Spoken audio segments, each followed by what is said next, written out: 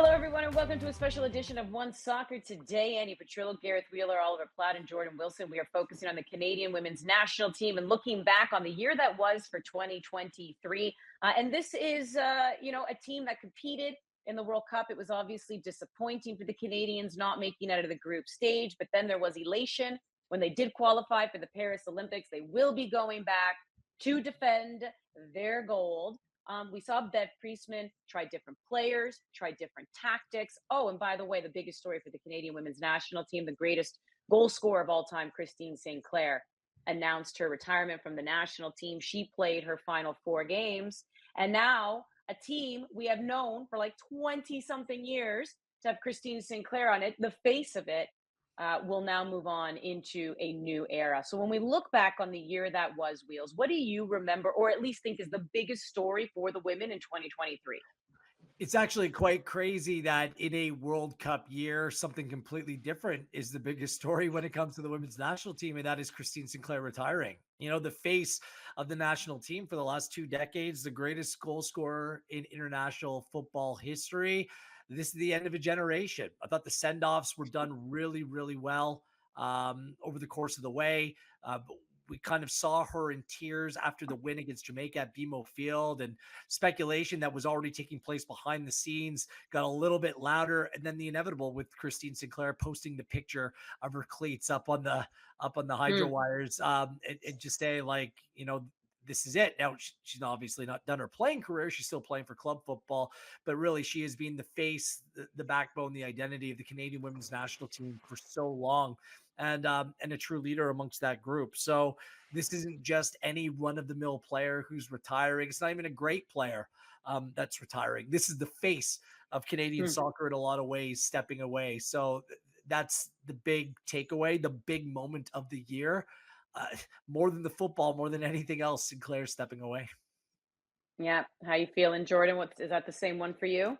Yo, it is the same one. I can't really pick another one. I also have to stop saying the phrase "end of an era" because I say that way too loosely. But now that's actually Gotcha. fitting for Christine Sinclair. Because for me, from growing up, from being a little kid, it was Christine Sinclair. Mm. Like that, she's synonymous with Canadian soccer, not even women's soccer, Canadian soccer, just in general. And I'd even go as far as say soccer in general. 190 goals, like played for over 2 decades. We've been talking about it for so many months, and rightfully so. But that is the biggest story. This is a player that I just didn't think would ever retire because she's played so long. Like she's played since she was 16. You never really think Mm. about the day that she would stop playing. But I was fortunate enough to be covering the game and to be so close to it and to see her get the rightful send off and the farewell. And yeah, for 2023, I'll always be associated with the last match of Christine Sinclair for Canada. Hmm. Ollie. Yeah, it's Sinclair's international retirement, but I'll go a little different with my answer because I don't think we can overlook this either. It was a World Cup year, and the World Cup ended in a massive failure for Canada. Like this was the kind of tournament where you're not just beaten, but you're beaten so soundly that I think it has you asking kind of existential questions about your program and where you're going. And Sinclair's retirement, frankly, is tied into that because we've seen obviously the core of Hmm. players who won 3 Olympic medals get older, get phased out of this team gradually. And we didn't seem to have the answers at that World Cup to really, turn over a new leaf and take the next step. So it's one of those tournaments that is really ugly, really difficult to take at the time.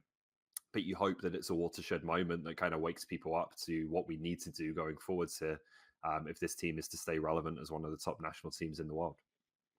And you know what? I mean, we could play the maybe, coulda, shoulda game, but you're right, Ollie, because I do wonder that if the Canadians had themselves a great World Cup, if Sinclair herself had a decent and really good World Cup, because let's not forget, even though she's retiring from the national team, she's still going to play a year of pro. She still feels she has a lot to give the Portland Thorns. You wonder if she would have stayed on.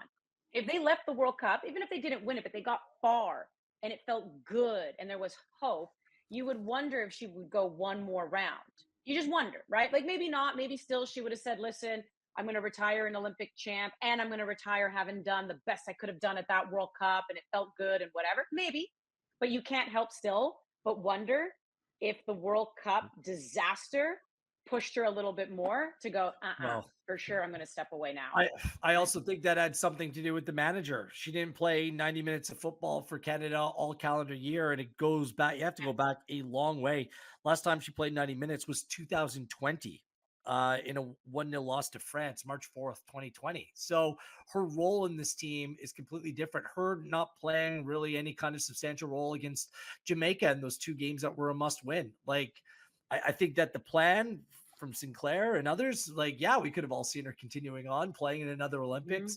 But I think that based on the manager's decision and her goal scoring drought, 24 games or 25 games ended up without a goal at the end. I think that Father Time is just undefeated. This isn't Sinclair's fault. She has so many caps for this country. It was more about the lack of other, out and out convincing options to take her out of that role. So Sinclair continued, but I think Priestman understood that this team needed to evolve and will have to continue to evolve further heading into the new year and a big year with the W Gold Cup. Yeah. We'll get into all that, but I think Sinclair's role in the team had a big influence on her stepping away. What was a high moment for you for 2023, Jordan?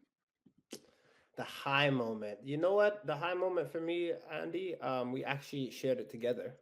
Whoa. And it was qualifying for.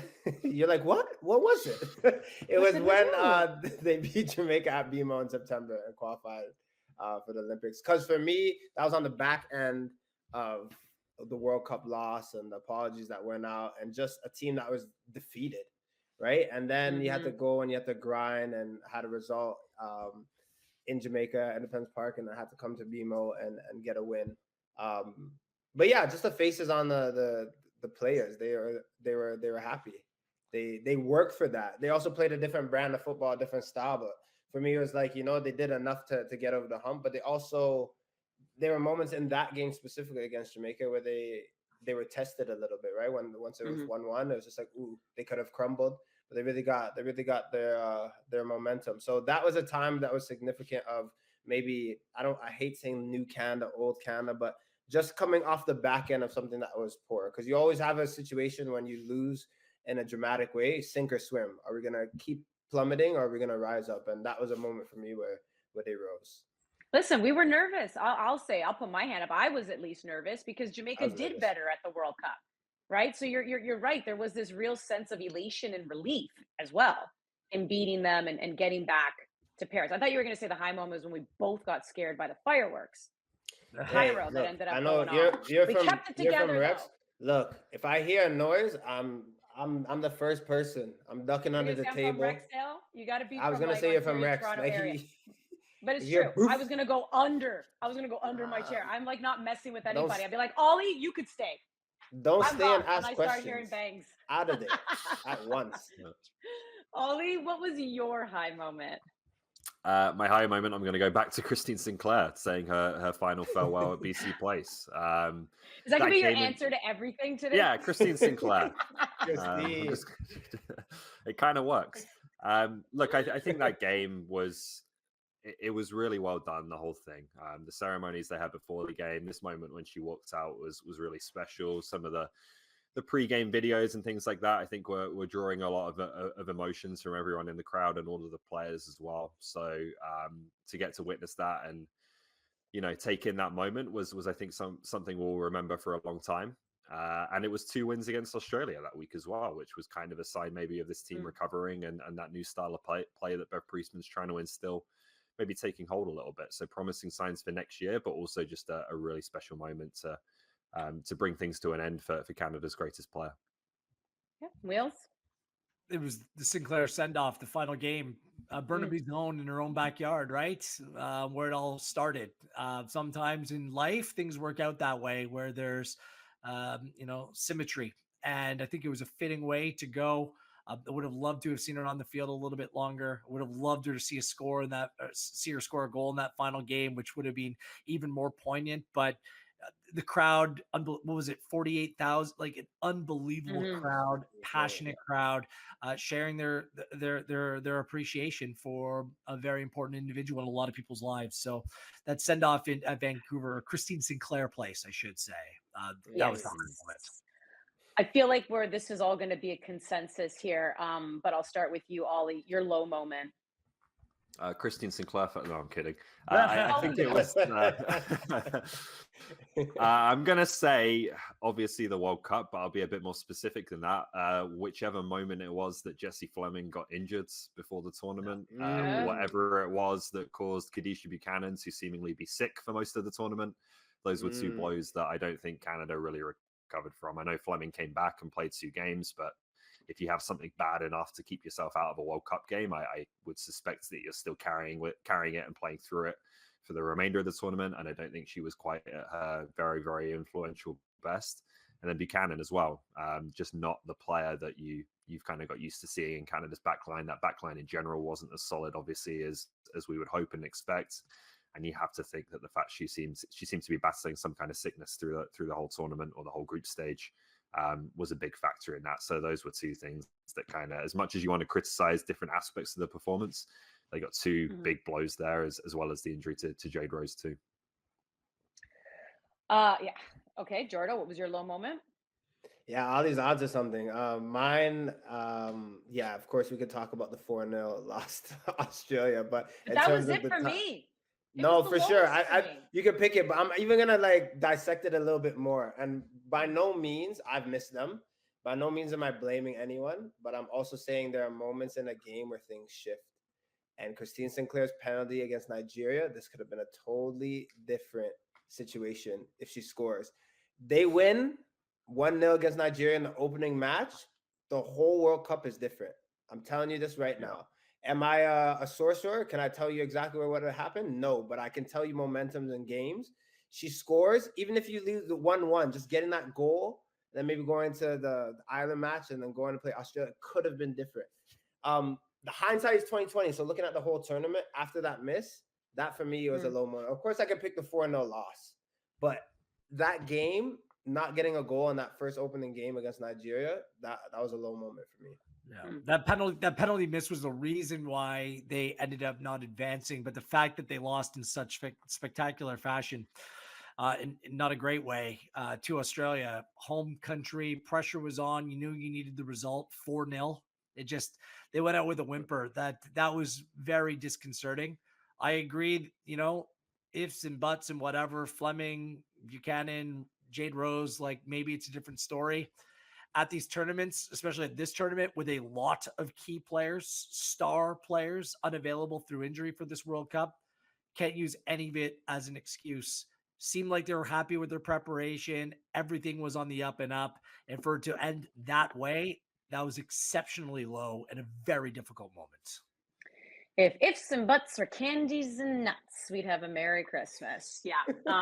It's true. I mean, there's a knock-on effect, but at the end of the day, that 4-0 just like right? 4-0.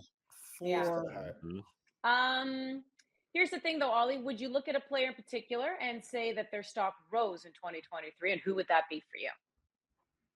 Yeah, for me, it has to be Chloe Lacasse. This was the player who, despite being, not the youngest player, only had 3 starts for Canada prior to 2023. She was someone who was, has obviously progressed through the levels of the club game in a different way to a lot of players. She hasn't necessarily had that entry point at a really high level. Has done unbelievably, I think, to become an Arsenal player and have that kind of pathway in her career. And now we're seeing her become pretty integral to Canada as well. I think you can make a case that she's been one of the best players for Canada in 2023. I don't think she will be coming out of many starting lineups anytime soon. The way they're playing now with the different system really suits her, I think, as well. So again, for a player who feels kind of established, but again, you look at her stats prior to this year and she really hadn't played all that much for Canada. I think her rise has been pretty rapid to becoming a vital part of this team. Jordo? Yeah, Ollie's onto something, but I'm also gonna pick a different name. Yeah, Lacasse is up there, little gunner. Shout out to Arsenal. Anyways, whose stock rose? It's Jade Rose. You like that? 20 years old. I thought Jade Rose was old. I thought she was like 22. Look, the Harvard Crimson. By the way, it's nice saying that you go to Harvard as well. Just put that little feather in your cap. But I don't know how many 20-year-olds on any team have said, "Look, this is my spot." when I'm healthy, when I'm fit, like you will play me. And not in terms of a cocky way, just in terms of how athletic she is, how she reads the game, how confident she is in 1v1 situations. No one really gets by her. Yes, maybe I would encourage her to maybe be a bit cleaner on the ball, but that will happen. She's also 20, right? That's the time where you're figuring out, okay, should I zip in this ball in this gap, or should I just play the ball over the top? You still have to figure out these moments. But the fact that she can get away with so many things at such a young age is promising for Canada. If she had a stock, if she was playing pro, I'm telling you, there'll be a lot of teams after. The fact that she's in uni and still hasn't gone to the league, she's gonna have a pick of choices when it's her time. Wheels. Yep, Rose, her stock rose the most. I'm completely aligned with you, Jordan. Now, just looking at the way that Canada plays, you can't take her out of the team. Her distribution out of the back, I think it might be the best of the bunch, to be honest with you. And she was 19 at the start of the calendar year. This is a player with a very bright future. This is one of those things when you hear the development pipeline, and yeah, we all understand it needs to be better, but really good young players are continuing to be produced in this country with an assist from maybe Harvard or wherever else. I understand that, but this is a top defender, yet another top defender that's going to play for Canada over the next, 15, 16, 17 years. She has a very, very bright future in front of her. And for me, I hear what you're saying about Lacasse. For me, Rose is a locked-on starter even more so. Like, she's going to start every game for the foreseeable future as long as she's fit to do so. You can't take her out of the team. Jade Rose, absolutely. Ollie, time for some numbers here as we give the 2023 season for the women a ranking 1 out of 10. What are you giving them? It's the World Cup year, and the World Cup was pretty much a disaster, so I have to go 4. I don't think you can be a lot more generous than that, given that the main thing they'll be judged on is that tournament, not just this year, but in all years. And it was as bad as Canada have been at that tournament for some time. Jordo, do you agree with him being that harsh? I do. I mean, I'll give it a 5, but I think it's still a failing grade. Look, also just because of the World Cup, right? Like, 5 is Ollie's not right. failing. Just so you know, if I get 50%, not pass. Okay. I mean, I remember grade 9 math. I was begging teachers for that 50, and the teacher failed me with a 48, and I had to do summer school for 2 weeks. Couldn't believe it. You can just bump me up too, but anyways, I digress. Long time ago. It's going to the World Cup and really only scoring 1 goal from open play. And then we talked about the 4-0 loss to Australia. And then also I was on the edge of my seat because Ireland scored first as well. So the biggest stage and not showing up, yeah, you got to give them a 5. A tumultuous year, Andy Petrillo. Honestly, at the start of the year, the focus was things off the field, players going to Ottawa, speaking for the Heritage Committee, whether they were going to boycott the She Believes Cup. Like, there were some very difficult questions being asked. And honestly, it was a nightmare scenario for everyone involved, the players, everyone, through the end of the World Cup. But they were able to salvage something at the end of the year, I think, with some much more convincing results. They got the job done against Jamaica, which they required to punch their Olympic ticket, and a great 4-match tour in 4 different Canadian cities: Montreal, Halifax, Victoria, Vancouver, to finish it off. So I'll go 6.5. I fully understand how disappointed things were, but I think that maybe it's just the recency bias here, but it's like, I'm coming out of the year thinking, okay, all right, they're moving on from some of the older players. Younger players have come in and impressed. There's some different options in this team, and I think they're moving in the right direction. So I'm trying to take that and be a little bit more of an optimist in terms of the way that the year ended up being. Okay, interesting. I mean, I get it. I mean, I think like if you're this. talking, if you don't like the World Cup, I think it dips you. And then, of course, how things played out at the She Believes Cup, right? Which there was a clearly distraction by that. It all goes this way. Then they qualify, though, for the Olympics. They're going to go back. And then the last 4 games, some decent performances. Obviously, the one against Brazil where they get the late goal, but decent performances, which also then leads me. I want you to rank Bev Priestman, because this is somebody where we were like, okay, most of the times when managers do have the type of World Cup that she had, they'll step down. We weren't quite sure. We're like, how is the rest of the year going to play out? If they don't qualify for the Olympics, does that mean it's, curtains on her coaching career with the Canadian women's national team? So, Will, since you're feeling pretty good, you give them that passing grade. What would you rank Bev Priestman out of 10 for for 2023? I feel like with the loud voices and everything going off the field, she was in an unenviable position for large stretches of the year. But again, at the end of the year, she changed the formation in a team. She recognized that there was an issue and they had to go about changing something. That's difficult for managers to do, in fairness, to just completely shift the way that you play. And the team has responded and it's a much better fit. Yeah, maybe she could have played that at the World Cup. Maybe things could have gone out differently, but preparations were all over the place. So, look, if it was the start of the year, I would have given Priestman a 3. I was surprised that she was able to keep the Canada job beyond the World Cup. But since they have, this is why people at the CSA know better than I, because now she looks like an absolute fit and the right individual to lead this team forward. So I'll give her a 7 for the end of the year. Let's give her a 6, a 6 on the balance of it all, somewhere in between a little bit. Okay, so you end up at 6. All right, Jordan, what are you giving her? After spending nearly every weekend with Wheels, I know that this man is a footy man. Okay, X's and O's, loves to break things down, and I could imagine the same time where Bev Priestman had to get things right.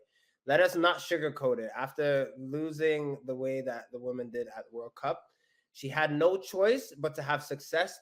To whatever notepad you had, rip that up and burn it, and start from scratch.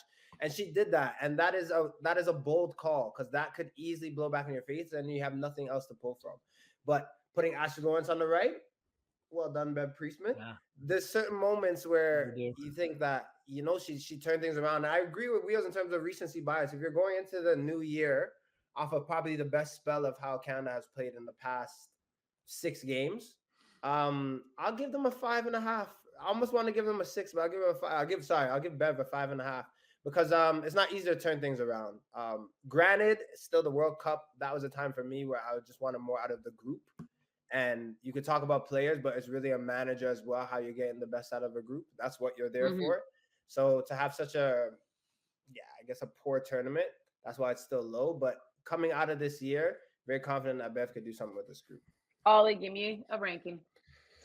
She's a good coach. I think it's the right decision to keep her after the World Cup, barring like failing to qualify for the Olympics or something really disastrous like that. But I like what I see with Bev Priestman when she coaches the team. Like, you have to downgrade her a little bit because of the way the World Cup went. But since then, she's done what I would like the coach on the men's side to do, which is to lay down the blueprint for how the team can grow and evolve and learn from it and move forwards. And I've been impressed with the way she's done that. Thought they got their 2 best performances of the year to end the year against Australia. So I give her a 6 overall, but there's no question in my mind that she's a very good coach and the right person to lead this team forward. Yeah, I don't underestimate how big of a decision it is to come out of the World Cup and not play Christine Sinclair in very important games. Like, there's massive sway that experienced players like her have. That is a big call. Finally bringing in Collins on the left side, a massive call. We'll see what Janine Becky's return might mean for that. Despite critics, Adrienne Leon, she recognized that she had to play her. She has to play her because she's her most productive player for the national team. So she's made a lot of right decisions that hopefully bode well for the new year as well. Okay, so Wheels, tell me what you think they need to do in the new year. Go on and defend their gold medal. That's it. Like, the W Gold Cup, it's going to be very entertaining. It's going to be good to watch, but their year will be judged how they do at the Olympics. Now they come in with expectations, bronze medal, gold medal. Now it's going to be a completely different situation. You're not inside of empty stadiums. You're going to be inside very full stadiums where emotion and all these other elements that were kind of taken away come back. And now there's the expectation that Canada, as reigning gold medal winners, that they come out and perform as well. So I think the expectation would be to get back on the podium. I think anything short of that would be disappointing in their eyes. So that's the big one for 2024. Paris, let's go. They played a game in France in the build-up to the World Cup as well. I don't think that was by any coincidence. That was pre-planned, playing there, understanding what the atmosphere might be like. So here we go. We're off and running. It's going to be a big Olympic year for the women. Is that your fill in the blank as well? 2024 will be a successful season if we get back on the podium at the Olympics. So get back on the podium. Doesn't have to win. Just get back on the podium. Stay on the podium. All right. Ollie, what are you looking forward to in 2024 for it to be a good year? Yeah, I'm sure a medal will be the target, but I'm almost like inclined to care less about getting on the podium, or at least in the sense, and like I don't want this team to okay, we've won a medal, but you're coming out of the tournament thinking, well, how on earth did they manage that? Because they've won 3 penalty shootouts again, and they've not scored any goals from open play, and they just kind of like. I would like to ask how. I would like to ask how at this tournament, because to be honest with you, what I want to see is a team that I believe can compete at a World Cup. Like that for me is the number one tournament. The Olympics is fantastic. It's important. It's prestigious. I get it. But I want this team to compete at the next World Cup in a way that they haven't done for a few tournaments in a row now, or at least not in the way that I think they have the potential to do. And to do that, we need to use the next few years to really grow a team that can perform and compete against those top teams on a consistent basis. And I'm not sure you can do it. Well, I think we've seen you can't do it at a World Cup playing like they did in Tokyo, as much as that was an amazing ride and an amazing achievement. Jordo? I'm gonna say rise to the occasion. One in the Gold Cup, but also for the Olympics. Friendlies for me are all about getting you prepared for knockout football.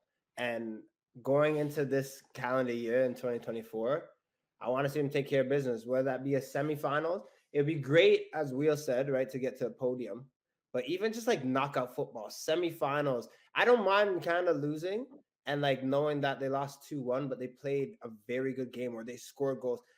I detest seeing Canada play and then going to knockout football and it's a 0-0 game and you're have to question their attacking identity. I just want to see a team going out there and riding to the occasion and playing their best football when it matters. Success for me is just really having a run in one of those, either Gold Cup or the Olympics, and a podium. A podium stay, that would be nice. A bronze, a silver, but even Gold Cup, doing well in that tournament, that would be a success for me as well. All right, Ollie, I'm going to just go back. Fill in the blank, though. 2024 season is successful if? Play nicer football at a major tournament. Like nice? Like say sorry if What they an knock answer. somebody down? What Or how about beat the United States? I mean, yeah, sure. Okay, there's many you can put in, but let's score goals at a tournament. Play some football. Okay, the United States, Evan Hayes coming in, like you need to start, winning against the big dogs again. Like that's what it's going to come down to. So, Jordo, what's your fill in the blank for successful 2024? Making a run in the tournament. I think like Gold Cup, like playing in those last games, whether that be Olympics, playing in even a bronze medal, just something to cheer for, something to have. These are nothing specific here. Like be specific, like podium. Another thing, Andy, I'll throw out that's specific is more of these Canadian players playing regular club football at the highest level possible. That is an issue that needs to be resolved. And a big one that a lot of their hopes will hinge on. So there's another one. That's how you play the segment, boys. That's how you do it. Yeah. Process over results. Just go big as well. To your point. So you want me to United States like on a more consistent basis, right? Like be up there with them, where it's not always like, did you catch lightning in a bottle? Like you want to see that's what that. I'm saying. Like no, you're not. That you didn't. You literally did not say that. No, I said I want to see them play in a way where it doesn't feel like they're catching lightning in a bottle to be successful at a tournament. There needs to be a more sustainable way of playing against the top teams. I think they've started to show signs at the end of this year. I want to see that continue. Okay. All right. Okay, I can change mine. Can you be specific? Yes. No, I'll be more specific. The team is asking. You're asking more of me. I need to deliver. For me, a successful year, I said getting a bronze, silver, or gold at the Olympics, but then also taking over Gold Cup. That's a bit more specific, but maybe it's the same thing I said before. I don't know. Same thing. Here's the thing. The wheels are falling off. Jordan. The wheels are falling off. Just as we sorry, guys. But like if we talk about the men finally winning stuff, right? Like the men, by the way, when they even qualified for CONCACAF Nations League final, that was the first time they were also like in a final in 23 years. The women have the ability to consistently get there, but they have one Olympic gold to show for it. So to me, success is winning more gold. Yeah, but how do you do that? Win the Gold Cup. You know what? I'll worry about that afterwards, Ollie. Win it. I want you to win the Gold Cup. No, but you have to worry about it before in order to achieve it. Because that expectation is already here for the women. because they do it. Like the expectations, the men, they're creeping up. Not that I'm letting the men off the hook. We The gotta women have go. been here. I'm pulling the plug on this show. We gotta go. But it was fun. That was our special edition focusing on the Canadian women's national team. Bye.